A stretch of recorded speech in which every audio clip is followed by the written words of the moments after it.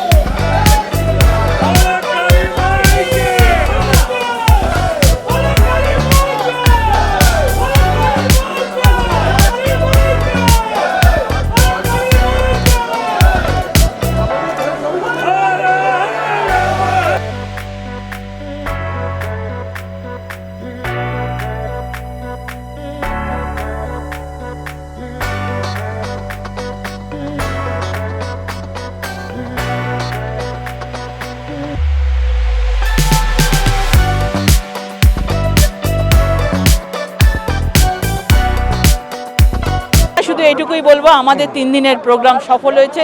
আমরা একদম উজ্জীবিত, আমরা একদম সবাই একসাথে আছি। উনি মায়ের কাছে আশীর্বাদ নিয়ে দিলেন, মাকে মানে ভক্তি করে প্রণাম করলেন, আমি আশীর্বাদ করলাম, এইটুকুই। উনি যে আশীর্বাদ করলেন, আমি খুব আশীর্বাদ করলাম। উনি ধূপ দিয়ে পুজো করলেন এবং ধূপ কর্পূর দিয়ে পুজো করলেন, ফল মিষ্টি এবং মালা টালা দিয়ে সব কিছু যেমন করণীয় তেমনি করে আশীর্বাদ নিয়ে মায়ের আশীর্বাদ নিয়ে চলে গেলেন। আজকে আমাদের এখানে যে স্বরাষ্ট্রমন্ত্রী এসছেন তার জন্য আমরা অনেক খুশি। হ্যাঁ, এত হেভিওয়েট নেতা এর আগে সচরাচর আমাদের এখানে আসেননি। আর কলকাতায় দক্ষিণেশ্বর কালীঘাটের পরেই আমাদের টনটনিয়া কালী মন্দিরের নাম। উনি গতবার ওই দুটো মন্দিরে গেছিলেন, ওনার হয়তো মনে ইচ্ছে ছিল যে পরের বার এলে টনটনিয়ায় উনি আসবেন, সেই হিসাবে উনি এসছেন। উনি ভালোভাবে পুজো দিয়েছেন, আমাদের প্রত্যেকেরই ভালো লেগেছে, আমরাও খুব আনন্দিত হয়েছি উনি আসাতে। এবং আশা করি উনিও এখানে পুজো দিয়ে শান্তি পেয়েছেন। বাংলার বুকে যে স্বপ্ন ছিল নেতাজি সুভাষচন্দ্র বোস, রবীন্দ্রনাথ ঠাকুর, বঙ্কিমচন্দ্র চট্টোপাধ্যায়, ডক্টর শ্যামাপ্রসাদ মুখোপাধ্যায় সহ আরও যারা, বিদ্যাসাগর, সকলের যে ইচ্ছা ছিল সেই ইচ্ছাটাকে পূরণ করতে হবে।